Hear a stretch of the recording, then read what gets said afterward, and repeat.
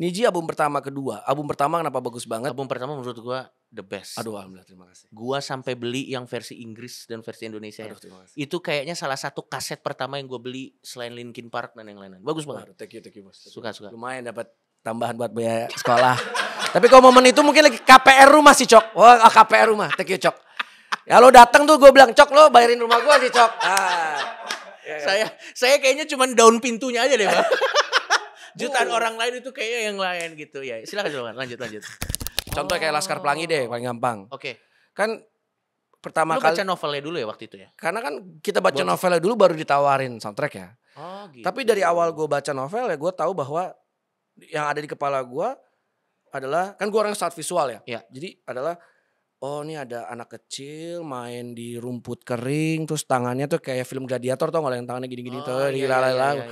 Oh gitu. Oh terus ini kayaknya nggak bisa ini kayaknya cocoknya lagu itu akustikan aja nggak bisa pakai gitar listrik dan nggak boleh ya pokoknya something happy gitu. Terus 5 cm pas kita baca novelnya sama skripnya gue ngebayangin adegan mereka sekawan ini lari-lari di mall yang kosong dikejar-kejar satpam gitu-gitu kan. Ya. Oh itu semua dari visualisasi di imajinasi lo dulu baru tertranslate ke dalam lagunya ya.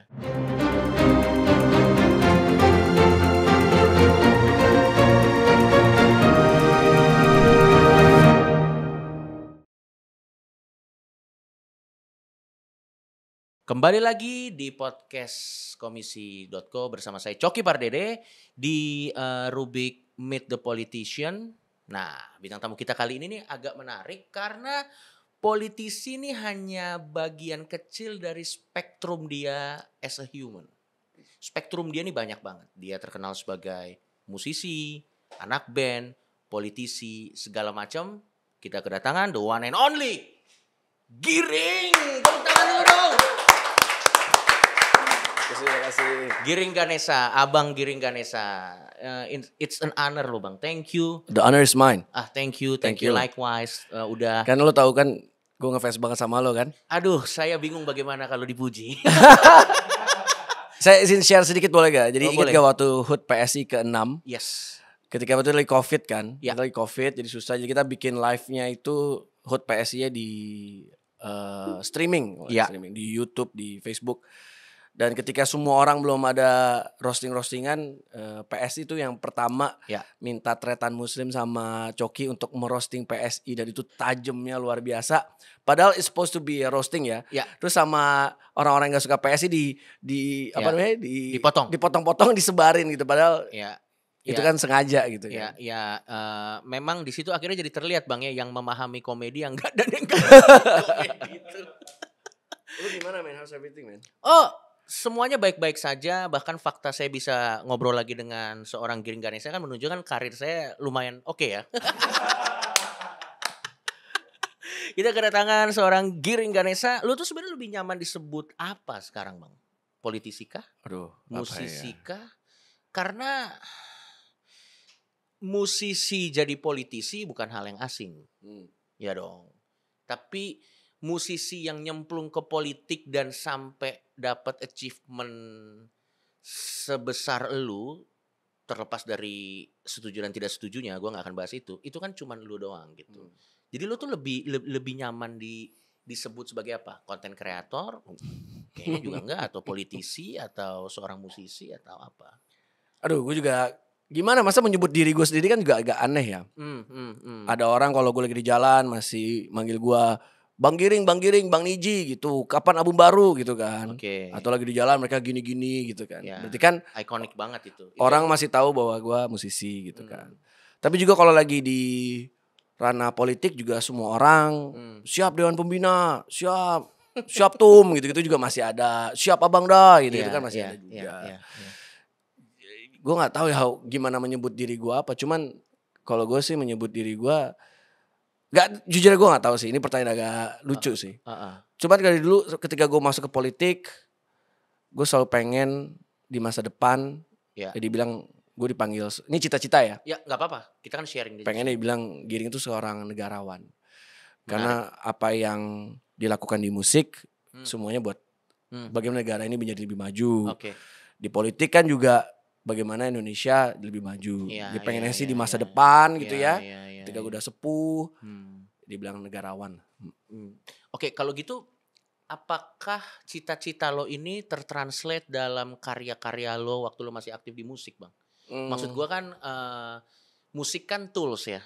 Menurut gua sebagaimana komedi itu juga adalah tools, musik juga adalah tools untuk mengekspresikan sebuah message sebenarnya. Dari dulu tuh lo ngerasa punya kecenderungan untuk itu gak sih, Bang? Iya dong. Dan itu lo tuangkan dalam musik-musik lo. Dulu dari mulai pertama kali lo bermusik, apakah memang warna-warna musik lo tuh udah message-message yang soal sosial atau Jadi gue dulu pernah bikin lagu judulnya Disco Lazy Time.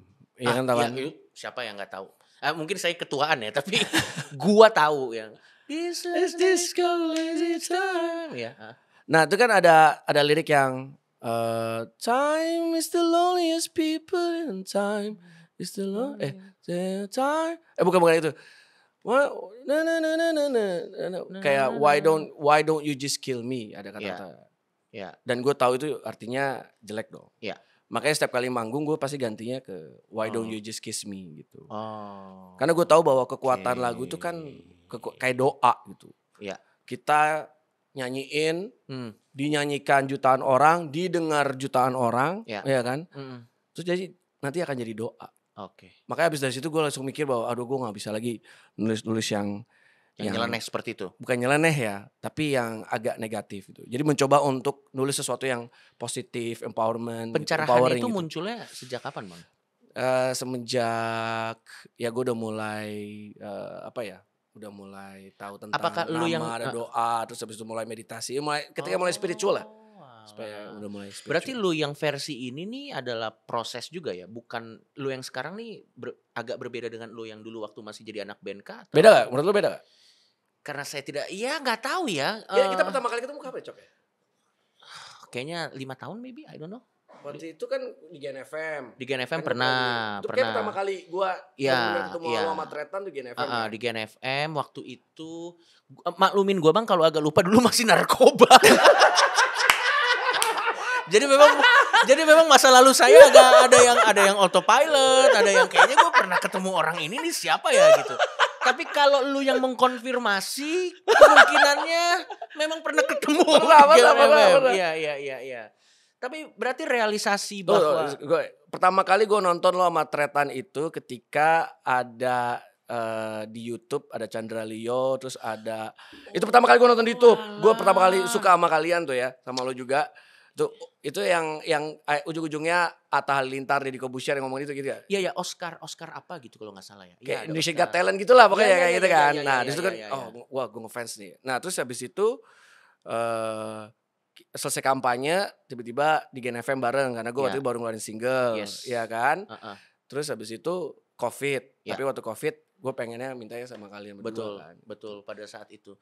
Jadi nah itu skip ya berarti ya, lo lupa semua itu ya? Agak-agak lupa, tapi dukung PSI-nya inget. Iya sama tapi dari dulu. Tapi somewhere in between itu berkabut tuh, Bang. Tapi waktu lo dukung PSI bukan kan on substance kan? Oh enggak. Itu saya lakukan dengan kesadaran ya? Sober kok waktu itu. Waktu di kamera itu sober kok. Itu bisa dicek, pupil saya normal kok itu. Pupil saya normal itu di situ. Giring Ganesa. Tapi menarik ya, lu udah punya kesadaran bahwa lirik-lirik lagu itu akan menjadi doa. Nama sehingga, tuh kan doa, lirik doa. Sehingga pada akhirnya itu tertranslate ke diri lu sekarang. Kalau menurut lo, kita ngomongin musik aja dulu, Bang. Kita ngomong dari musik karena itu kan core lo ya. Karena mau apapun pilihan karir lo, di pikiran gua tuh lu tuh nempelnya sama musik karena gue pertama kali kenal lo tuh di musik gitu. Thank you, Bang. Kalau kita berbicara mengenai musik itu sendiri, menurut lo dunia musik di Indonesia ini kan belakangan ini kan sangat ribut-ribut mengenai hak cipta. Oke. Ya menarik ini kan. Ada yang mengatakan bahwa royaltinya bermasalah, ada yang mengatakan mengenai hak cipta bermasalah gitu, dan yang lain-lain. Sehingga gue sebagai penikmat musik tuh jadi melihat sepertinya para pembuat musik dan pelaku dunia musik nih kok jadi marah-marah ya daripada bikin karya ya gitu. Kalau lo merasa Apa sih yang sebenarnya lagi terjadi? Apakah memang sistemnya seperti itu atau bagaimana, Bang? Lo dari pelaku dan yang pernah ada di sebuah sistem juga gitu kan, menarik itu, perspektif lo pasti unik. Di zaman sekarang kan semua tentang opsi, Hmm, ya kan. hmm. Kalau zaman dulu memang opsinya harus lewat recording label, lewat publishing, ya kan. Oh iya benar. Tapi kalau zaman sekarang ada artis-artis daerah yang mereka udah nggak butuh label lagi. Mereka bisa direct langsung ke YouTube. Ya. Dari YouTube mereka dapat dari ads, ya Ya. kan. Hmm. Ada saudara-saudara kita di Indonesia Timur yang lagunya sekarang fenomenal di mana-mana. Ya. Ada Lord Caknan, ya Denny Caknan. Kalau gue manggil Lord Caknan karena Ya. memang luar biasa. Itu engagementnya luar biasa. Wah itu gue Off the ngefans charts banget, tuh. men. Wah itu Off the top charts. lah, itu top lah. Live-nya Gokil. juga keren banget, men. Gokil. Live-nya keren banget. Terus ada Guyon Waton, ya kan. Ya. Terus pokoknya mereka sudah punya skenanya sendiri. Dan mereka memilih ya kalau gue bisa di apa namanya bisa sendiri, ya gue sendiri gitu. Tapi ada juga yang pilihannya, ya gue pengennya sama label. Ada juga yang seperti itu. Jadi sekarang bukan masalah yang ini marah-marah apa yang mana. Cuman yang paling penting mereka punya opsi dan negara hadir di sana sebagai regulator. Itu yang paling penting menurut gue. Ya. Jadi ketika ada yang mau pilihannya nggak mau punya label ya monggo. Ya. Ada yang maunya pakai label monggo. Ada yang mau setiap kali mau bawain lagunya langsung deal-dealan sama pencipta lagunya ya monggo. Itu balik lagi ke opsi tadi ya. Menurut gue yang paling bagus adalah begitu banyak opsi. Ya. Tinggal sekarang bagaimana ya opsinya sesuai dengan regulasi yang ada. Tapi gue mau nanya Bang, sebagai musisi kan sekarang kan semua orang punya kesempatan yang sama untuk bikin lagu dan mengupload lagu tersebut ke ke masyarakat. Yes, betul. Ya kan semua orang punya hak yang sama. Kalau dulu kan ada kurasinya, Ya. ada label-label. Nah, menurut lo hak yang sama ini bagus untuk industri musiknya atau akhirnya malah bikin jelek karena tidak ada quality control, Bang? Ini kayaknya pembahasan yang cukup menarik nih. Kalau menurut gua lebih enakan sekarang ya. Semua orang punya chances yang sama untuk di skenanya masing-masing. Contohnya gini. Misal ada sebuah band sukanya bawaannya metal aja gitu. Ya udah diciptain skena metal itu dan dia pasti bisa survive gitu dengan situ. Terus kalau misalnya sekarang ada yang suka hip hop Indonesia Timur. Ya. Mereka udah punya skenanya sendiri. Yang nonton juga jutaan, fansnya juga banyak gitu. Kalau zaman dulu bro, zaman gua semuanya ada kayak sistemnya di mana satu harus deketin TV. Dulu kan ada MTV. Yes. Terus harus deketin TV. Oh iya benar. Main di inbox, main di dahsyat. Benar. Baru langsung jadi fenomenal. Iya kan? Benar. Terus abis itu harus ke Ada kayak radio-radio. langkah-langkah Ada yang langkah-langkah, stepnya ada. Kalau sekarang yang paling penting adalah community engagementnya bagus. Makanya kayak 420 itu kan bisa jadi contoh yang luar biasa kan. Dia kan engagementnya pertama dari komunitas dulu. Baru membesar gitu. Terus kita bisa lihat juga kayak lomba sihir juga gitu. Sekarang mereka lagi fokus ke komunitas. Dia main di kemarin main di 400 orang 2 hari sold out, itu fans-fans setianya. Terus nanti bisa dicoba lagi di tempat lain. Tapi apa tuh community engagementnya bagus. Community mengengage fansnya bagus. Jadi sekarang justru gak dikontrol. Kalau dulu kita dikontrol bro. Musik yang bagus adalah pasti musik yang lewat MTV. That's it, udah. Lu masuk MTV itu kayak wah luar biasa gitu. Sekarang enggak. Semua orang kayak tiba-tiba gue ngomong ke bini gue, kok sekarang aku suka banget sama koplo ya. Jadi gue suka joget-joget koplo. Terus bini gue, ngapain sih kamu gitu-gitu kan. Tapi lama-lama enak juga, dia juga ikut-ikutan joget juga gitu. Pilihannya jadi lebih banyak ya. Pilihan jadi lebih banyak. Menurut gue sih itu. Jadi lebih enak sekarang sih menurut gue. Lebih enak sekarang. Walaupun memang pada zaman dulu, pada saat itu semua masih dikurasi sih, ya lagunya bagus-bagus juga. Tapi limited dan cenderung seragam ya mungkin ya pada zaman dulu juga ya. Dan sekarang kerennya Cok adalah lo bikin lagu sekarang, rilis sekarang.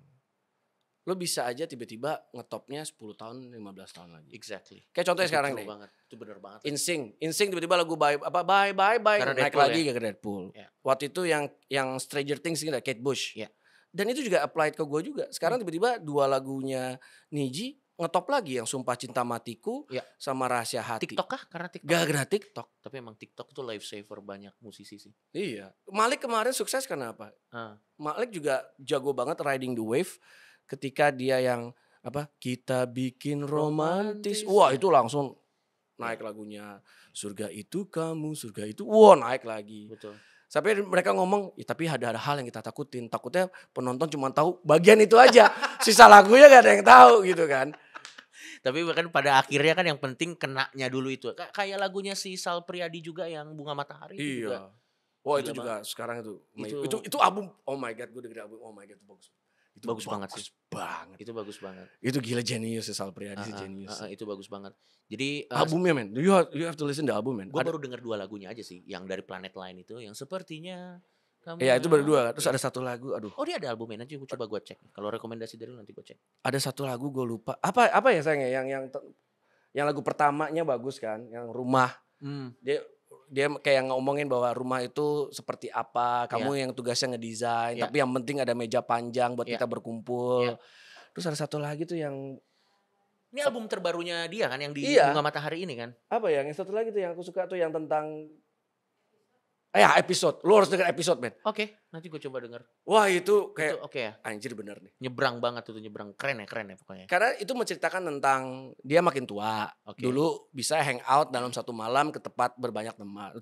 Temennya dulu banyak, tapi makin kesini kok teman gue makin dikit ya, makin berkualitas. Dan akhirnya menemukan jawaban tuh ternyata dengan sendirian juga bisa menemukan jawaban. Waduh, wah gila sih. Tapi you know what bang, gue tuh ngobrol sama lo tuh ada sesuatu yang gak bisa gue deny, adalah passion lo saat lo ngomong soal musik. Musik dan art lah pasti. Musik dan art, yang which is itu kan turunannya kemana-mana gitu. Tapi saat lo ngomongin soal musik, lo gak bisa deny, ada passion, gue bisa lihat di mata lo tuh passionnya tuh besar sekali.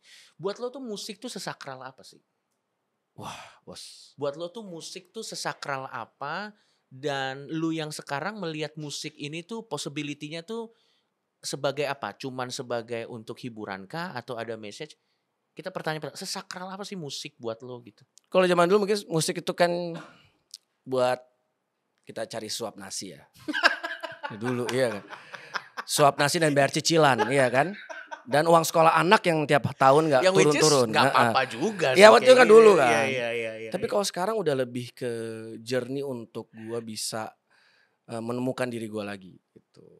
Emang di poin mana diri lo sempat hilang? Waktu di PSI lah. Waktu di politik kan sempat bukannya gue menghilang karena apa ya, emang lagi fokus buat menang kan bos. Oh iya benar. Kan gue kalau udah fokus. Jadi salah satu sacrifice yang lo lakukan yang tentunya dengan konsen ya. Pada saat itu lo lakukan adalah lo harus meninggalkan passion lo ini dulu sementara buat untuk fokus di kader-kader gue, buat demokrasi, buat. Itu pilihan yang berat gak sih pada saat itu bang? Saat lo dipilih, maksudnya kan dua-duanya tuh lo kelihatan banget passionnya gitu. Pada saat itu tuh kompromi yang lo lakukan untuk melakukan itu tuh berapa lama prosesnya sampai akhirnya udah ini gue tinggalin dulu gitu.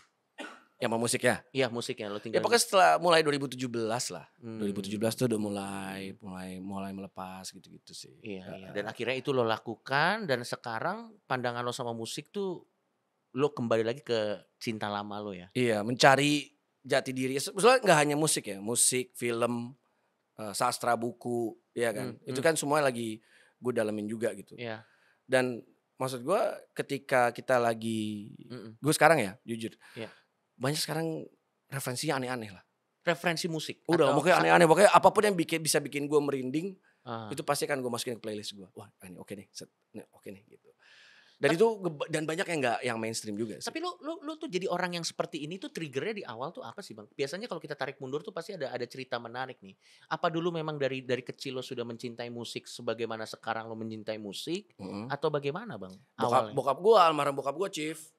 Almarhum bokap gue tuh maunya gue jadi penyanyi seriosa. Wow, seriosa yang gitu kan. Terus jadi dengerin musik klasik terus. Oke. Nah tapi tiba-tiba di tengah jalan berkenalan lah dengan namanya The Beatles, Oasis, Blur. Yang tadi mau seriosa jadi melenceng lah. Iya kan? Nah terus habis itu setiap kali gue pulang sekolah langsung duduk nonton MTV. Liatin Britpop yang baru. Habis itu ngoleksi album, dengerin dengan, kan belum ada pulang nih. Kakak gue belum balik, nyokap gue belum balik, bokap gue belum balik. Pasang dengerin dan gue selalu manifesting bahwa gue lagi manggung di depan ribuan orang. Akhirnya kejadian gitu kan. Jadi mulai dari situ Chief. Dan mulainya dari musik klasik. Jadi sampai detik ini gue masih intuit dengan musik klasik. Tapi pada saat itu saat lo memang tapi lu keluarga lo juga mendukung lo untuk masuk ke seni ya. Tapi pada saat itu ada keraguan nggak saat lo memilih dunia musik bahwa apakah ini akan menjadi sesuatu yang menghasilkan, apakah ini akan menjadi sesuatu yang menjanjikan untuk masa depan lo gitu. Lo pernah ada di masa itu nggak saat lo mendalami musik gitu? Apalagi kan dulu tuh perjuangannya kan pasti cutthroat banget tuh. Waktu masih ada label apa untuk menuju ke sananya. Lo pernah merasa ini kayaknya gue kerja aja deh gitu. Lo pernah ada di titik itu nggak? Sebelum akhirnya band lo yang lama tuh meledak dan yang lain-lain gitu. Jadi sebetulnya yang paling stres kayak nyokap gue ya. Bukan gue deh kayaknya. Manusiawi sih. Kalau gue kan wah semangat banget Berarti lo dari tuh. awal Iya emang kan? orangnya optimis ya memang. Iya nih. Terlalu optimis ya kayaknya. Mana lu? Terlalu optimis dan ngeliatnya hal positif-positif aja. Sampai Iya, suka iya. ceng-cengin gue. Lu mah terlalu baik gitu. Oh iya gitu ya. Oh berarti yang paling khawatir saat itu malah Nyokap ibu- gue lah nyokap ya? Chief. Iya kan waktu itu Oh. kan bayangin. Nyokap gue tuh sampai diomongin sama temen-temen. Bukan sama temen-temennya. Pokoknya ada orang-orang terdekatnya lah yang Iya. ngomong. Ir, lo yakin anak lo mau jadi musisi? Emang Iya. jadi musisi bisa hidup? Heeh. Terus tiba-tiba begitu ngeliat Niji main di TV mulu gitu kan. Iya. Wah emang anak lo top ya gitu. Iya. Karena sebenarnya dia pembuktian Chief. Dan menurut gue juga zaman sekarang kayak orang punya brand sepatu. Pasti semua kayak lo yakin punya brand sepatu? Tiba-tiba brand sepatunya top atau brand baju. Karena kerja di industri kreatif itu kuncinya cuma satu, pembuktian aja kok. Lo pernah lelah gak sih? Maksud gue sebagai sesama orang yang bekerja di dunia kreatif bang, dituntut untuk menjadi kreatif setiap hari, it's one thing, ya dong. Maksud gue tuh kayak bagaimana caranya lu bisa memastikan bahwa kreativitas lo tuh selalu top notch. Ada nggak masa-masa lo ngerasa lo burn out dan saat itu terjadi, apa solusi lo untuk mengembalikan energi kreativitas lo gitu? Maksud gue kan Bukan nyabur ya pasti ya. tentunya di luar yang ilegal ya. Kalau kita tanya Jimi Hendrix dan yang lain-lain sepertinya kita udah tahu jawabannya. Kita tanya yang lu aja nih. Itu gimana pada saat itu lu bisa membuat kreativitas lo tuh top notch dengan cara-cara yang benar gitu. Lo meditasi kah gitu? Kalau dulu gue belum meditasi ya, sekarang sih meditasi setiap hari ya. Cuman gue cerita dulu kali bahwa kata siapa kita pernah top notch. Kita pernah, misalnya Niji ya, kita ngomongin Niji ya. Iya. Niji album pertama kedua. Album pertama kenapa bagus banget? Album pertama menurut gua the best. Aduh alhamdulillah terima kasih. Gua sampai beli yang versi Inggris dan versi Indonesia. Aduh terima kasih. Itu kayaknya salah satu kaset pertama yang gue beli selain Linkin Park dan yang lain-lain. Bagus banget. Aduh, thank you bos. Suka. Lumayan dapat tambahan buat biaya sekolah. Tapi kalau momen itu mungkin lagi KPR rumah sih Cok. Oh KPR rumah, thank you Cok. Ya lo datang tuh gue bilang Cok lo bayarin rumah gue sih Cok. Saya kayaknya cuma daun pintunya aja deh Bang. Jutaan orang lain itu kayaknya yang lain gitu ya. Silakan lanjut. Album pertama menurut gue masterpiece. Bukan keran kayak keran. Keran di kamar mandi kayaknya lo yang beliin tuh. Iya tuh. Child sudah. Hapus aku itu wah brilian. Iya selalu album kedua musisi yang sukses pasti berangkat dari semangat yang sama. Semangat dan tidak ada nothing tulus, iya kan?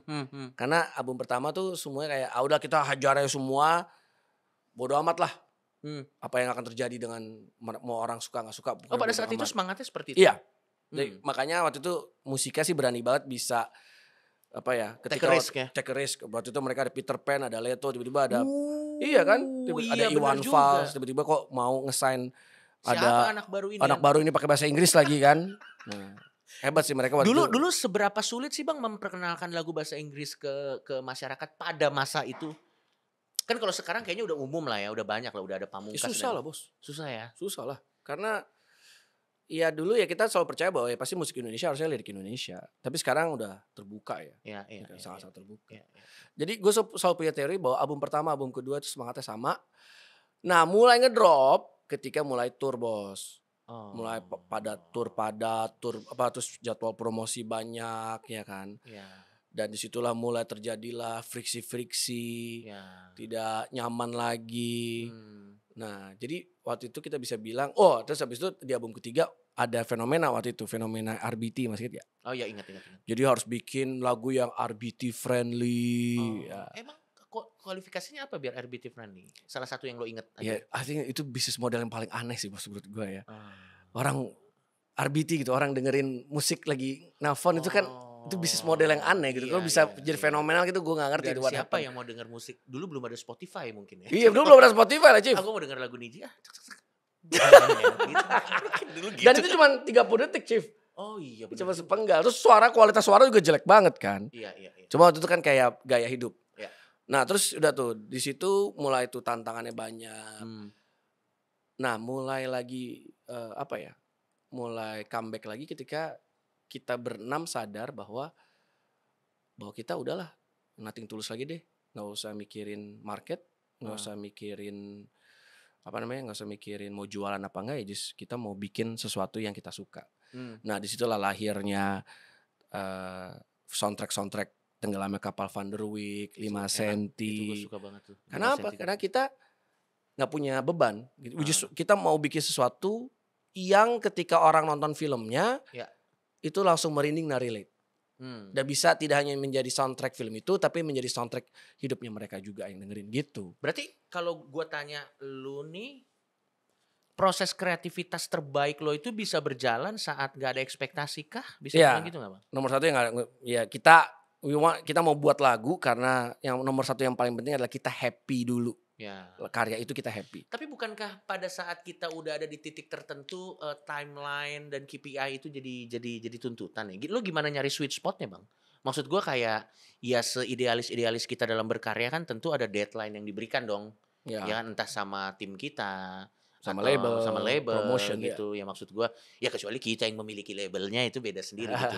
Tapi lo nyari sweet spotnya supaya itu tetap tidak mengungkung kreativitas lo, tapi juga lo tetap deliver dari timeline yang ada, itu nyari sweet spotnya gimana Bang? Satu ya, pada dasarnya kalau kita mau bikin karya yang bagus, itu sesuatu karya yang we're passionate about. Kita suka, kita cintai, kita banggakan, dan kata kuncinya salah satu yang tadi lo sebutin adalah jujur. You're being honest with yourself. Itu nomor satu. Kedua adalah, yang paling penting kalau menurut gue ya, kalau gue supaya bisa dapetin terus sweet spotnya adalah bikin lagu di tempat yang baru. Really? Suasana baru. Karena itu apa yang kita lihat, kita cium, kita makan, kita rasakan itu akan menginspirasi semua apa yang kita tulis. Dan ketiga ya baca buku pasti. Kalau baca buku tuh untuk bagian mananya dalam visualisasi. Contohnya kayak Laskar Pelangi deh, paling gampang. Kan pertama kali. Lu baca novelnya dulu ya waktu itu ya? Karena kan kita baca novelnya dulu baru ditawarin soundtrack ya. Gitu. Tapi dari awal gue baca novel ya gue tahu bahwa yang ada di kepala gue adalah, kan gue orang sangat visual ya. Jadi adalah, ini ada anak kecil main di rumput kering, terus tangannya tuh kayak film Gladiator, tau gak yang tangannya gini-gini tuh, oh gitu. Terus ini kayaknya nggak bisa, ini kayaknya cocoknya lagu itu akustikan aja, nggak bisa pakai gitar listrik dan nggak boleh, ya pokoknya something happy gitu. Terus 5 cm pas kita baca novelnya sama skripnya, gue ngebayangin adegan mereka sekawan ini lari-lari di mall yang kosong, dikejar-kejar satpam gitu-gitu kan. Oh itu semua dari visualisasi di imajinasi lo dulu, baru tertranslate ke dalam lagunya ya. Jadi cara gue bikin lagu sekarang, terus gue ngomong ke musik director dan produser gue adalah dengan cara gue punya visual. Ini visualnya ya. Gitu. Terus mereka yang translate musiknya kayak gini. Karena gue maksudnya gue orang yang sangat audio, tapi pustaka audio gue nggak secanggih musisi-musisi yang lain, karena gue juga udah berkarat. Makanya tadi gue bilang kan gue lagi belajar lagi kan. Gue lagi belajar nulis lagu lagi, belajar produce lagi gitu. Tapi semua itu serba visual. Semua lo serba. Kalau gue ya. Menarik banget sih, karena lo percaya nggak dengan terms yang mengatakan bahwa karya itu berubah sesuai dengan pemahaman dan umur Bang? Ya iya dong. Kalau ada yang paling perbedaan yang paling signifikan dengan karya lo yang dulu dengan karya lo yang sekarang, atau yang nanti akan keluar, kira-kira apa yang kalau misalnya orang anjir ini beda nih, giring yang lama nih sama giring yang baru, kira-kira apanya Bang? Ya tadi lo udah dengerin kan tadi? Iya udah, gue udah dengerin. What do you think? Apa yang bedain yang dulu sama yang sekarang? Kalau yang sekarang, lagu gue yang baru sama yang kalau buat gue secara pribadi sih sekarang lu lebih filosofis dalam menangkap sebuah fenomena yang sebenarnya umum dirasakan banyak orang sih. Pemilihan katanya tidak terlalu filosofis, tapi di satu sisi juga masih bisa dimengerti oleh banyak orang gitu. Karena kan kalau lagu yang kita sendiri tidak mengerti apa artinya agak sulit juga dong maksudnya. Masa mesti high on something dulu? Oh, saya tahu nih. Tidak mungkin. Menurut gue sih lagu lo sih oke gitu. Lagu lo dari lirik gue ada ngerasa ada pendewasaan, dan dari musik juga fresh menurut gue. Thank you. Kalau lo sendiri juga tetap nggak ada perubahan yang gimana banget berarti dari lu yang sekarang. Ada dong, drastis. Misalnya contoh. Ya balik lagi ya bahwa sekarang gue suka sekali dengan musisi-musisi zaman sekarang kan. Dan pembedaannya adalah musisi-musisi zaman sekarang itu permainan kata-katanya sangat-sangat canggih gitu. Kan mulai dari Tulus kan. Ya, Tulus. Tulus tuh kalau ngomong soal lirisisme ya. Gue sih udah. Menurut gue gini, ada musisi yang punya lirisisme yang bagus, ada musisi yang punya musikalitas yang bagus. Tulus ini semuanya diambil gitu. Iya, curang ya. Nggak bagi-bagi kita ya. Iya kan. Udah liriknya bagus, musiknya juga bagus gitu. Ya, suara juga bagus. Gokil. Iya kan. Tapi kan waktu itu mulai dari era ada Tulus, habis itu ada ada Kunto Aji. Oh ya. Terus habis itu ada Pamungkas juga. Kalau Pamungkas berbeda tapi masih tetap enak gampang dicerna juga gitu kan. Iya. Dan yang terakhir Sal Priadi kan. Iya, Sal Priadi. Jadi mereka ini inspirasi gue bahwa ternyata sekarang orang Indonesia sudah bisa ya bikin lirik yang kayak gini ya. Jadi gue sekarang memberanikan diri untuk lebih explore di lirik gitu. Gitu, Chief. Itu sama. Menurut lo kalau lo tipe orang yang bikin liriknya dulu atau musiknya dulu? Nada dulu. Oh, lo nada dulu ya? Mumbling dulu. Itu memang lo kulik atau tiba-tiba lo misalnya lagi masak atau lagi mandi atau lagi di ruangan. Jadi voice note gue selalu ada di sebelah. Oh. Gue lagi boker, lagi shower gitu, langsung gue ambil. Karena kalau enggak lupa kan, Wah bahaya bos kalau udah lupa. Jadi di handphone gue banyak banget bank lagu, kepingan lagu. Yang mana itu nanti bisa lo satuin bisa jadi sebuah karya ya? Atau satu kepingan itu cuma bagian refnya doang atau bridge-nya? Biasanya gue kasih tahu ke sahabat gue namanya DM kan. Iya. Gue ada ini, menurut lo gimana? Terus nanti dia coba translate, terus kita record dulu. Baru kita kasih ke musika gitu. Baru kasih ke label. Tapi karena ada beberapa lagu yang gue mau dong yang ini, I want to work this one gitu. Iya. Oke, selain musik tuh hobi lo apa sih bang? Itu juga jadi pertanyaan banyak. Ya nonton film lah. Bukan belusukan. Terakhir kali gue lihat Instagram Anda, jalan-jalan terus nih orang. Film, lo into film juga? Banget bos. Film terakhir yang lo tonton? Kang Mak. Anjir itu lucu banget bro. Ben. Bro itu lucu banget bro. Itu jenius sih bos. Awal sih agak bumpy ya. Tapi lo nonton yang versi Thailandnya gak? Nonton. Tapi yang ini menurut gue lebih relate lah, candaannya lah. Yes. Itu memang kayaknya mereka udah pernah bikin di Cell Number 57, Miracle in Cell Number 57. Yang which is itu ada fun fact ya. Itu kan gue juga main di sana di Miracle. Oh iya lo jadi. Gue jadi sipir yang akhirnya terjadi ya. Tapi kalau jadi sipirnya. Tapi saya jadi sipirnya di sana. Oke. Itu sebelum Covid ya? Sebelum. Iya sebelum Covid. Sebelum Covid itu. Itu sebelum Covid. Berarti film terakhir yang nonton tuh Kang Nak ya? Kang Mak. Kang Mak, sorry. Yang terakhir. Dan Dan menurut gue ya film Indonesia sekarang sih udah apa tuh? Menurut gue sekarang film Indonesia udah. Berarti lu nih memang selalu core-nya tuh apapun yang hubungannya seni ya? Seni. Film. Terus juga musik.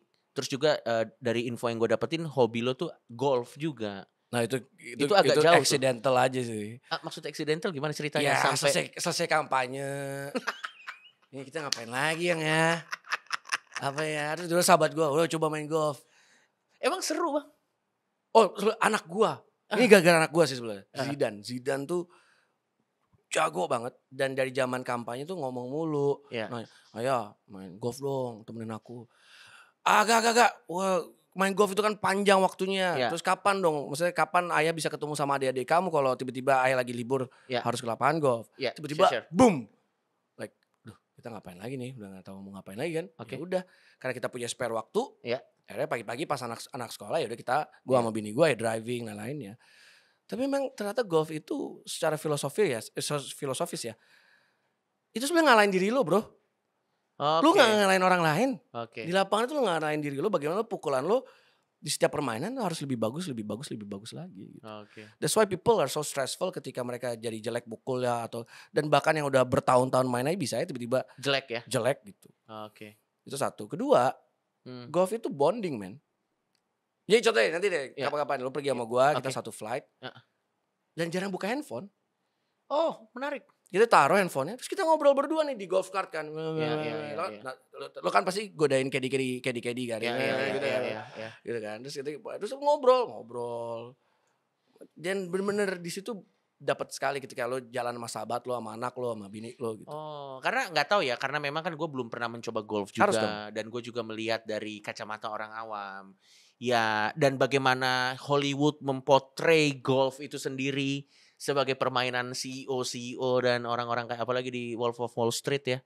Jadi image gue tentang golf isinya orang-orang seperti itu. Tapi ternyata memang kan itu image yang dari orang awam. Ternyata sebenarnya dari pelakunya sendiri kan tidak seperti itu. Sekarang gue coba agak ini dulu ya. Boleh. Coba untuk update ya keadaan golf yang sekarang ya. Bahwa memang untuk zaman dulu golf itu unreachable karena satu setiap kali mau jadi itu harus jadi member. Kalau dulu kan harus member ya, harus jadi member golfnya.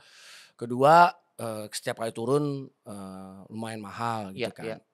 Terus latihannya juga lo beli 100 bola buat dipukul aja ya lumayan mahal juga. Tapi kan sekarang pilihannya banyak. Sekarang sudah sangat affordable. Dan bisa dilihat sendiri bahwa sekarang trennya di Amerika sendiri kan anak-anak muda menarik. Udah main golf dari kecil. Buktinya gue main golf gara-gara siapa? Gara-gara anak gue. Anak gue masih umur 17 tahun tapi dia udah passionate di situ. Karena apa? Untuk anak muda sudah affordable. Yang dulu pikirannya harus jadi CEO dulu, CMO dulu buat networking dan lobby-lobby, tapi sekarang enggak kok. Ternyata anak-anak muda udah bisa involve dan mereka sekarang jago-jago banget. Dari semua kalangan lah ya. Harus. Rumah lu di mana ya? Rumah gue di BSD. Cocok. Gue saya tahu. Saya tahu. Ada tempat golf di sana. Damai Indah. Cocok. Saya tahu. Mas Glorio kita set nih sama Coki ya. Coachnya nanti kita siapin juga. Main golf. Yang saya tahu tuh tongkat golf suka dipakai mukulin mobil lain ya dari pakai mobil Fortuner. Biasanya tongkat golf tuh yang gua tahu tuh di mobil-mobil tuh biasanya ditaruh di bawah. Lu buat apa main golf? Kagak, kalau mau berantem nih gua ambil. Biasanya gitu merusak nama golf aja. Tapi lu punya bisnis lain gak sih, Bang? Lu ada bisnis, ada rumah makan. Palu Gada lah. Oh, Palu Gada. Banyak sih, banyak. Banyak ya. Karena teman saya kan sudah mulai punya bisnis juga. Siapa Trader Muslim kan sudah punya. bisnis. Bebek. Kalau enggak udah enak tuh. Favorit bini gua. Bebek Carok enak. Katanya alasan dia bikin bisnis memang karena takut saya ketangkep lagi. Jadi memang dia harus bikin sesuatu yang stable gitu. Tapi Chief, waktu lo ketangkep kan gue sempet ketemu tretan lagi tuh. Ya muslim. Ya ketemu muslim lagi kan. Terus gue tanya kan, gila gak kelihatan ya gitu kan. Maksudnya lo kan very positif. Lo tuh walaupun tatoan dan satanik gini ya maksud gue, tapi orangnya tuh kan selalu ramah sama semua orang. Dan kita gak pernah nyangka bahwa waktu itu kan lo melakukan hal tersebut. Iya kan. Dan waktu itu he look very sad loh bro. Oh iya. As a best friend gitu. Karena memang banyak job yang di cancel. Ya lebih dari itu kali Cok. Ya it's only a jokes anyway. Ya tapi memang. Tapi lo gimana? Lo sekarang sama dia hubungannya gimana? Oh baik. Kita sekarang hubungannya baik. Kita sekarang hubungannya baik-baik saja. Dan kita masih melakukan project-project bareng. Tapi memang di tempat-tempat yang berbayar memang Bang. Dia berbayar berdua. Ya jadi kalau misalnya kita mau dengar podcast kita atau apa gitu, memang ada mekanisme-mekanisme yang kita bikin supaya orang berbayar untuk dengar konten kita. Karena belajar dari kasus-kasus yang lalu, kita sampai pada kesimpulan bahwa biasanya pendengar atau penikmat karya yang berbayar, ketersinggungannya hampir nggak ada. Gue bisa denger di mana sih? Ada di Noise, langsung aja lo dengerin. Ada Musuh Masyarakat, kita masih lanjut. Oh masih ya Musuh Masyarakat? Masih bro, sampai season berapa, udah berapa ratus episode itu. Kita masih ada. Dan kita bahas, kita juga pernah bahas Anda kok. Oh iya. In a good way ya. Oh, alhamdulillah. In a good way. Kirimin dong linknya dong. Boleh, nanti kita akan kirim. Dan kalau lo sendiri nih ngelihat, wah ini pertanyaannya titipan dari kreatif nih ya. Lo nih ngelihat Indonesia hari ini sebagai pelaku seni udah jadi tempat yang ideal belum sih? Nah ini menarik nih. Gua rasa lo punya bobot untuk jawab ini karena lo juga pelaku seni. dari zaman dulu, bahkan sekarang juga lu mau melakukan seni gitu. Udah menjadi tempat yang ideal belum? Terlepas dari kemudahan yang diberikan oleh teknologi tentunya. Iya dong, kan teknologi kan seperti Spotify, YouTube memberikan kita kemudahan. Tapi Indonesia as a country ini menurut lo udah jadi tempat yang ideal belum? Udah datang belum masanya di mana seorang anak bisa ngomong sama bapaknya gitu kayak aku mau jadi musisi, terus bapaknya nggak marah gitu. Kita udah level itu nggak menurut lo, Bang? Kalau dibandingin 10-20 tahun yang lalu udah dong, Oke, pasti. Dari oke. zaman gua aja udah jauh lebih baik, Iya. ya kan. Mm, Bisa dilihat dari mana? Bisa dilihat dari jumlah musisi yang baru. mm. Terus bisa dilihat dari jumlah film yang tayang, Ya, yang diproduksi juga ya dalam diproduksi 1 juga. tahun. Ya, Tahun ini aja kalau kita ngomongin film ya, Ya. kayaknya film Indonesia sudah bisa mengalahkan tahun 2019. Jadi gini, waktu itu kan tiket penjualan film Indonesia di tahun 2019 itu kalau nggak salah ya, Ya. 60 jutaan ya, Ya. film Indonesia ya, Ya. 2019. Terus Covid kan, boom, Ya. turun. Sure, pastilah Terus itu. naik. Tahun lalu udah oke, tahun ini aja di pertengahan tahunnya udah 40 jutaan sampai 50 jutaan. Jadi Wow. 2024 ini film Indonesia pasti box office-nya sudah pasti ada di angka ya 70 jutaan, 80 jutaan dengan jumlah layar yang sangat terbatas, ya kan. Berarti itu jauh lebih baik dong, Ya. ya kan. Ya, industrinya cukup hidup ya. Dan kalau kita ngomongin kualitas, Hmm. sekarang kita dimanjakan dengan film-film Indonesia yang kualitasnya luar biasa. Ya. Kayak kalau gue sih nonton kebanyakan film Indonesia, kalau kayak kemarin gue nonton Heartbreak Motel-nya Angga Sasongko. Oh iya. Wah itu productionnya bagus, Tapi actingnya bagus. Bang Angga nggak pernah bikin film jelek sih sejujurnya. Wah iya, menurut gua. kayak Angga tuh 13 selalu naikin levelnya dia. 13 bom di Always. Jakarta, bahkan apa tuh yang filosofi kopi yang jadi action apa judulnya? Ben and Jody. Ben and Jody itu juga. Dia selalu push Dia push selalu IP-IP-nya untuk mencuri lebih, Raden Saleh. iya, naikin lagi gitu. Iya. Mas Hanung juga menurut gue juga film-filmnya juga terus dinaikin levelnya. Dan film, maaf ya, cuman gue sama bini gue itu penggemar film horor, ya kan. Dan film horor Indonesia juga makin kesini juga makin bagus. Ya. Jadi kalau bilang is it ideal, di dunia ini nggak akan pernah ada yang titik ideal. Menarik.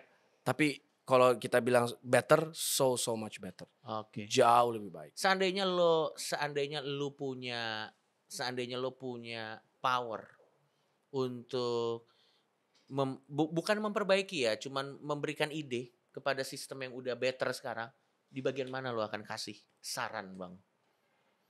Banyak lah, Chief. Wah, sudah better tapi sarannya masih banyak ya. Misalnya contoh satu yang menurut lo secara skala prioritas kayaknya lu kan juga orang lapangan, lu pelakunya. Jadi menurut gue valid semua omongan lo gitu. Lu kalau bisa kasih saran contohnya di bagian apa? Oke, kita ngomongin dari industri film. Ya, film. Penambahan layar lah pasti.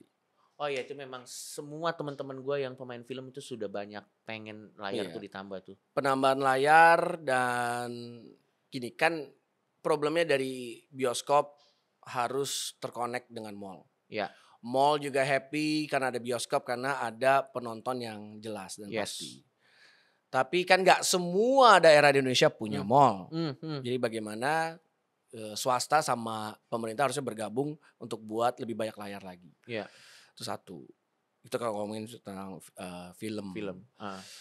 Terus kedua, ada nyangkutnya film dengan pariwisata. Contohnya adalah seharusnya ketika film-film luar negeri mau mau bikin film di sini harus dipermudah. Pajaknya dikurangin. Asal dengan syarat menggunakan lebih banyak lagi pekerja filmnya, resource-nya harus dari Indonesia, agar apa? Resource-nya bisa belajar. Iya kan. Kayak kemarin paling sukses kan cuman Eat, Pray and Love. Gara-gara Eat, Pray and Love sekarang Bali udah overloaded, banyak banget, ya kan. Ubud juga padat banget. Dan itu bukti bahwa bagaimana menggunakan pop culture untuk menaikkan pariwisata sebuah negara. Kenapa banyak sekali film syuting di London? Kenapa? Karena pemerintahnya support akan itu. Di Toronto juga. Misalnya di Indonesia seperti Korea itu juga jadi industri yang juggernaut juga nih sekarang. Nah, karena memang pemerintahnya juga. Wah, kalau Korea tuh bagaimana menjual barang-barang Korea lewat BTS dan K-drama dan yang lainnya. Dan menurut gue sukses, Chief. Sangat sukses, bro. Lu bayangin kakak gue tuh umurnya sekarang berapa? Gue 41, dia udah 45, 46. Dia BTS Army. Dan semua barangnya ya pasti barang-barang yang dia ada top of mind dia adalah pasti barang-barang ya Korea gitu kan. Itu bagaimana menggunakan budaya pop culture untuk menaikkan pariwisata, ekonomi dan lainnya. Dan bagaimana akhirnya K-pop ini single handedly penetrate pasar global yang akhirnya kembali lagi ke Koreanya sendiri juga dapat devisa banyak banget dari situ. Itu menurut gue sangat menarik juga sih. Kayaknya iya itu kayak BTS sendiri tuh menghasilkan billion dollar buat negaranya loh bos. Dan itu luar biasa bro. Kita harus belajar dari mereka gitu. Dan menurut lo kita tuh potensinya kesana tuh ada gak sih? Ada. Ada banget. Gue sih punya cita-cita Cok. Bahwa ada satu hal yang bisa kita promosikan Indonesia. Salah satunya ya. Nomor 1 adalah silat. Menarik. Ini karena gue punya pengalaman pribadi. Lu ngomong ini sangat menarik. Lanjut bang. Gue waktu itu mau ke Portugal. Karena ada conference di sana. Pas masuk gue kasih paspor, muka imigrasinya tengil banget bos. Gitu kan. Kayaknya semua imigrasi begitu. Iya kan. Terus habis itu pas balikin, kan belakang gue papernya kerjaan gue adalah aktor. Terus saya gitu kan. Indonesia? Yes. Aktor? Yes. Iko Uwais, silat. Wah, di Portugal. Gue lagi ke London, kan banyak koin-koin pound sterling, mau gue exchange nggak mungkin gue bawa pulang ke rumah. Akhirnya gue beliin aja buat permen buat anak-anak gue. Tiba-tiba waktu itu The Raid adalah film box office di mana penjualan DVD-nya waktu itu masih DVD ya bang ya. Itu nomor 2 kalau nggak salah. Di sana? Di London. Wow. Jadi silat itu sesuatu yang original. Dan even waktu itu Robert Pattinson ngomong bahwa Batman aja berantemnya pakai silat. Keanu Reeves juga mengakui bahwa silat itu luar biasa. Dan dulu Bruce Lee itu bisa mempromosikan China lewat apa? Kungfu. Jadi menurut gue silat tuh harus jadi salah satu ambassador budaya kita untuk seluruh global. Gitu. Kebayang aja kalau tiba-tiba John Wick promosin silat gitu. Keanu Reeves misalnya. Karena pada saat itu kan di John Wick ketiga ada scene khusus di mana dia melawan Yayan Ruhian. Itu gila bos. Itu gila banget bro. Oh my god. Like walaupun memang di situ Indonesia sebagai villainnya ya, tapi paling tidak silatnya itu menjadi oh my god, it's one of the best bos. Itu gila. Dan Joe Taslim jadi Sub-Zero di Mortal Kombat itu juga karena silat. Tapi memang ya benar sih. Itu menurut lu potensi yang bisa dimaksimalin lagi. Bisa dimaksimalin. Selain silat apa lagi menurut lu? 1 ya, kedua makanan. Oh iya, semua bule suka nasi goreng kayaknya. Iya. Problemnya kita tuh sekarang sama lu bayar kalau lu keluar negeri kan, lu pasti kan diajak sama panitia yang undang lu pasti makannya di Thai food. Terus makan di Chinese food karena ada apa? Ada nasinya. Bener. Kenapa enggak Indonesian food? Indonesian food kan juga kaya juga, Chief. Kita tuh gua enggak ngerti kenapa kita enggak ada ini ya. Di Indonesia tuh kenapa enggak ada Michelin star tuh? Padahal menurut gue itu lagi diusahain lagi. Oh, lagi diusahain ya.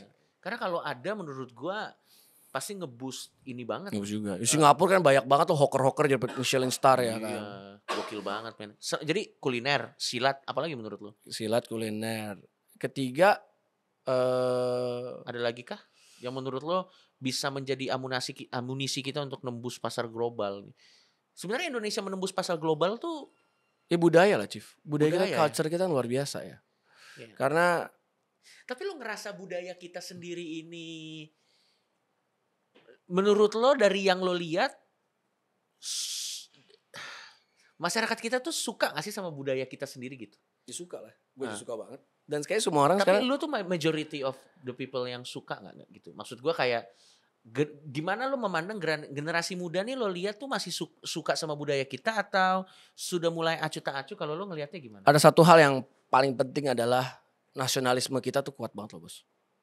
Setiap kali batik mau dicuri sama tetangga, ngamuk semua. Iya, betul. Wayang ngamuk semua. Kita ngamuk ya kan. Iya benar-benar. Itu menjadi benchmark lo yang lo pakai bahwa sebenarnya terlepas dari apapun kepedulian kita sama kebudayaan kita tuh sebenarnya tinggi banget ya. Iya. Itu bukan FOMO menurut lo? Bukan dong. Dan menurut gua kita juga ini ya, apa namanya?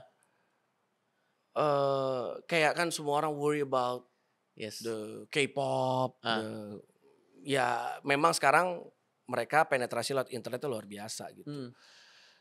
Tapi at the same time juga it doesn't mean that mereka yang ngefans sama K-pop, nonton K-pop juga pasti juga ada yang jago nari Bali. Dan mereka juga pasti pakai batik. Menarik. Iya kan? Benar. Jadi menurut gua budaya kita tuh tinggal kita explore dengan bagaimana ada economic value juga. Karena gue selalu percaya bahwa budaya itu juga bagian dari pertahanannya kita juga sebagai bangsa ya. Lagi-lagi kalau lo ngomong soal musik, ngomong soal art, ngomong soal film, passion lo tuh kelihatan di mata lo. You cannot fake it. You cannot fake it. Kalau ngomongin apa yang bisa kelihatan gak passion? Itu interview di radio tentang album tuh.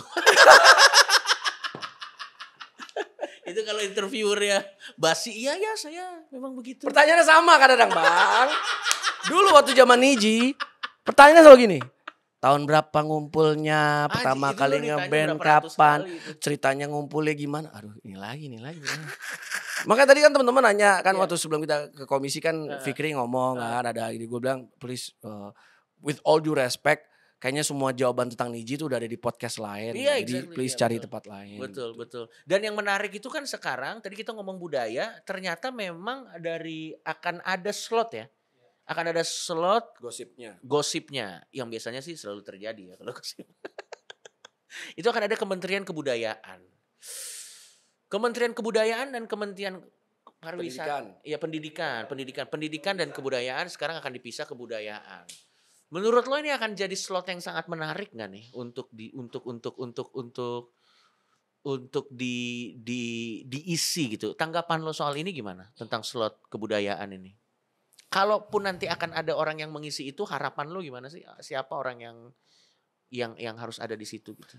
Nomor satu kan ada gosipnya nih, gosip ya. Kita ngomong gosip dulu nih. What if aja nih, what if. Kan ada beberapa bidang yang akan berdiri sendiri. Ya.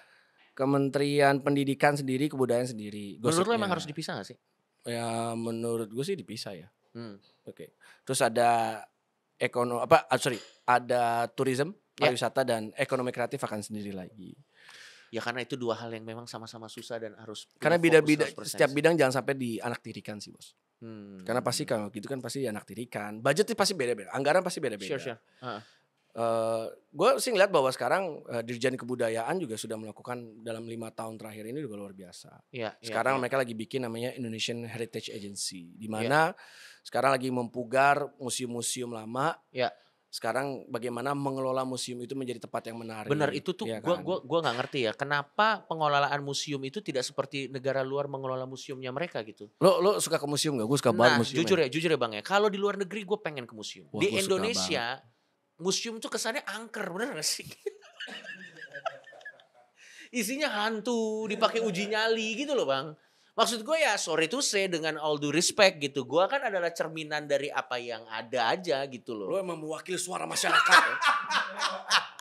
Pasti di setiap museum ada noni-noni Belanda. Kenapa museum kita identik dengan hantu? Dan spiritual ya. Iya maksud gue kayak ya sekalipun memang itu benar ada, tapi dibungkusnya tuh tidak menarik. Beda kayak misalnya kalau misalnya nonton kayak Da Vinci Code atau apa di Eropa, katedralnya atau museum-museumnya, Mona Lisanya. Itu kayak ada sesuatu yang magical gitu. Bukan yang klinik ya, tapi kayak ya apakah ada castle di Inggris? Ya of course lah, apakah ada hantu? Maybe, I don't know. Tapi kan orang tetap mau datang ke sana for the sake of beauty-nya gitu. Kalau di sini kayaknya mau datang ke museum horor.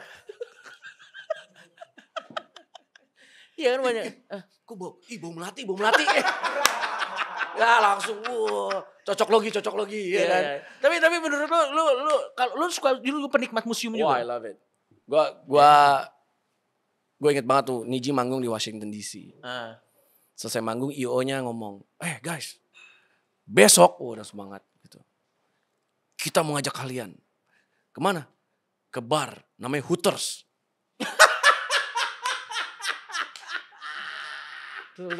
Terus langsung kita berenam. Kita ke Smithsonian. Akhirnya kita ke Museum Smithsonian. Apakah itu best decision ever? Of course lah bos. Yakin? Waduh keren banget bos. Hooters loh ini. Smithsonian bro. Hooters ada di Indonesia bang. Bangkrut lagi. Itu waduh, gue iri lagi lu pernah kesana men. Smithsonian. Lo tau kan yang kemarin film Night at the Museum kan? Film Smithsonian. Lu tau gak bro yang paling keren dari salah satu yang paling keren. Oke, gue kasih tau ya. Gue pernah ke Smithsonian. Gue ke Louvre. Terus habis itu gue ke mana? Ke Tower of London. Terus gue lupa deh museum perang di London juga gitu. Anjir, gue nggak nyangka lu Museum. seartistik dan semenyukai budaya ini loh, men. Number one, Ah. yang paling penting dari setiap museum adalah bagaimana they create the story, bro. Ini gue ceritain ya, gue Iya. ke Tower of London. Itu ada baju zirah, bro. Baju zirah. Tapi dia packaging baju zirahnya bentuknya kayak mainan Gundam. Lu tau mainan Gundam Tahu kan? dong, tahu dong. Sebelum di assemble Iya. harus dipotek-potek. Heeh. Dia bikin baju zirahnya kayak Gundam, bos. Anjir. Terus ada satu lobang Heeh. gitu. Terus tulisannya, mau merasakan nggak pakai baju zirah kalau saat perang? Kan perlu pakai baju zirah cuma segini ya. Iya. Baju besi itu cuma segini. Heeh. Terus kita masuk, kita ngeliatin terus ada bunyi klang klang klang, terus oh my god, gimana orang zaman dulu bisa perang ya gitu ya. Terus gue pernah masuk lagi ke museum yang I forgot the name. Tapi di situ ada gerbong kereta yang dipakai Nazi untuk mindahin orang Yahudi ke kamp konsentrasi. Jadi kita bisa ngerasain kayak besarnya ada padatnya seperti apa. Jadi every piece dan every barang Dibuat di sana tuh story, bos. Itu nomor one. Jadi museum yang di luar harus tell a negeri story ya. Lo nggak bisa harus ada story. lo kalau cuma taruh barang dong ya di situ lah noni-noni Belanda masuk. Hey, karena Anda tidak kasih sesuatu di sana. Jadi angker. Itu harus ada story-nya ya. Jadi dikurasi dulu. Ini museum apa? Dibuat story-nya. Ya. Kedua, bro, yang paling keren dari museum adalah merchandise-nya, bos. Lu Ini tau gak bayangin, gue beliin anak gue Zidane, Ya. baju astronot itu di Smithsonian, Astronot, baju replika astronot, astronot. Anjir, keren, men. Dan dia begitu gue nyampe Jakarta dia pakai. Anjir. Itu cuma ada di Smithsonian, men. Iya kan. Terus abis itu gue waktu itu ke museum sama anak istri gue. Ya. Tiba-tiba Yoko Ono lagi bikin pegelaran kayak Anjir, gila lu keren banget. Lu nonton Yoko Ono. Dia kan nyanyi. bukan nyanyi ya, tapi Oh, dia lagi seninya. bikin seninya. Yang dia tahu gua. Jadi ada perahu kosong, perahu putih di tengah-tengah corner gitu. Terus Iya. kita pakai baju Iya. jas hujan dan kita boleh ngecat di situ. Anjir. Terus kita beli tuh War is over, John and Yoko. Oh, iya. Merry Christmas. It's Itu so- merchandising mana lagi? It's Itu so cuma Yoko ada Ono. di museum. It's so Yoko Ono. It's so Yoko Ono. Yoko Ono. Yang kedua adalah merchandise store kan buat buat menambahkan ya pemasukan buat museum ya. Dan Ya, ketiga ya, menurut ya. gua museum di Indonesia harus kerjasama sama swasta menurut gua. Ya. Dan menurut lo kita punya potensi ke sana nggak? Oh iya Museum kita dong. punya potensi ke sana. Maka tadi kan kita bilang bahwa Dirjen Kebudayaan sekarang lagi bikin Indonesian Heritage Agency di mana mereka lagi mempugar banyak-banyak museum di Indonesia. Sekarang gimana caranya mencari bagaimana memanage-nya, ada eventnya. Dan menurut gua, bos, menurut gua ya, kalau memang museum itu ada cerita-cerita noni-noninya, ya kan? Iya. Dan itu ngasilin uang buat museumnya dan pendapatan di daerah, iya udah bikinin aja, bos. Bener sih. Gue juga bingung. Itu gue yakin pasti ngantri, bro. Apalagi Indonesia dan horor itu punya Wow. chemistry. Banget itu ekonomi luar biasa itu, bos. Nah, peluang-peluang seperti ini tuh yang menurut gue cuman bisa dilihat orang yang memang pelaku seni dan kebudayaan memang. Yang mana ya kadang kan ide-ide brilian ini karena tidak ada di tempat pemegang keputusan ya cuman jadi bercandaan kan, sayang sebenarnya. Iya. Ya benar juga ya, kalau memang ada cerita-cerita terlepas itu benar atau tidak, itu kan bisa diutilize. Iya dong. Untuk jadi daya tarik dan Daya charmnya. tarik dan ekonomi, Chief. Bener loh Bang, karena di luar negeri itu ada hotel-hotel yang terkenal angker dan mereka jualan itunya Bang. Jadi lo mau nginep di sini nggak? Di sini ada hantunya apa segala macam dari charm. Oh menarik. Pasti ide lo tentang. Masalahnya lo sering travel ya. Lo sering travel ke luar negeri, lo dapat referensi banyak soal bagaimana negara-negara yang kebetulan sudah maju mengutilize kebudayaan-kebudayaannya ya. Iya, karena yang penting narasinya, ceritanya tuh apa gitu. Dan gak semua harus problemnya di museum zaman sekarang adalah semua tuh ditaruh, jatuhnya tuh jadi kayak gudang gitu. Tapi maksud gue harus dikurasi aja. Iya, paham. Jadi begitu kita masuk itu ada journey-nya. Iya, share. Ada journey-nya, terus habis itu begitu keluar tiba-tiba ada satu corner yang kita suka, tiba-tiba nanti di merchandise store-nya ada tentang corner tersebut. Sekarang gue ngerti kenapa harus dipisah kementeriannya. Karena boro-boro mengkurasi Bang. Lagi mikirin UN harus dihapus atau enggak. Tapi memang bener sih, setelah lo mengelaborate dengan gini, gue jadi ngerti kebudayaan itu punya forte-nya sendiri yang memang berat sih. Itu perlu memang ada fokus sendiri gitu. Karena pendidikan is one thing, kebudayaan is another thing gitu. Iya betul. Yang mana kan kalau kebudayaan itu bagaimana mengutilize itu bisa menjadi sesuatu yang bisa dinikmati oleh oleh masyarakat kita gitu. Apalagi kita kan nggak kekurangan kebudayaan. Waduh bos, waduh gila bos. Itu gue udah keliling Indonesia bro, gue sih bangga. Bangga Iya. dilahirkan di sini. Lo pernah ada rasa sedih nggak kayak anjir harusnya ini nih bisa ditaruh di sini nih kebudayaan. Ini nih harusnya bisa lebih terkenal lagi nih. Lo pernah ada di fase gitu nggak? Lo kan sering ke Indonesia tuh, keliling Indonesia, Ya, keluar ya. negeri lo sering, keliling Indonesia lo sering, lo pasti ketemu sama budaya-budaya baru kan. Lo pernah nggak kayak anjir nih harusnya budaya ini nih lebih dinaikin, ini pernah nggak lo ada? Sebenarnya bukan masalah budaya, biarkan budaya tersebut besar di tempat daerah masing-masing menurut gue. Tapi yang bikin gue sedih adalah fasilitas kebudayaannya yang memang tidak terawat aja. Padahal di situ sebenarnya potensi ekonominya juga besar. Bagaimana pusat kebudayaan di setiap kabupaten apapun itu bisa menghasilkan pemasukan loh. Benar. Tourism dan lain-lainnya gitu. Sayang ya tidak Sayang tertulis aja. dengan baik ya. Iya. Ya balik lagi memang itulah kenapa noni-noni Belanda akhirnya datang ke museum karena tidak ada kurasi, hanya jadi gudang, hanya untuk uji nyali dunia lain. Bang, thank you banget atas ngobrol-ngobrolnya. Gue ngefans banget men. Sama-sama, terima kasih I'm banyak. looking forward for your stand up show again. Iya. Gue waktu itu gak sempet datang. Gak apa-apa bang, gak apa-apa. Dan gue juga looking forward untuk karya lo selanjutnya. Karena gue penasaran saat seorang Giring Ganesha menemukan dirinya kembali. Sadis. Dan ditranslate ke dalam sebuah karya.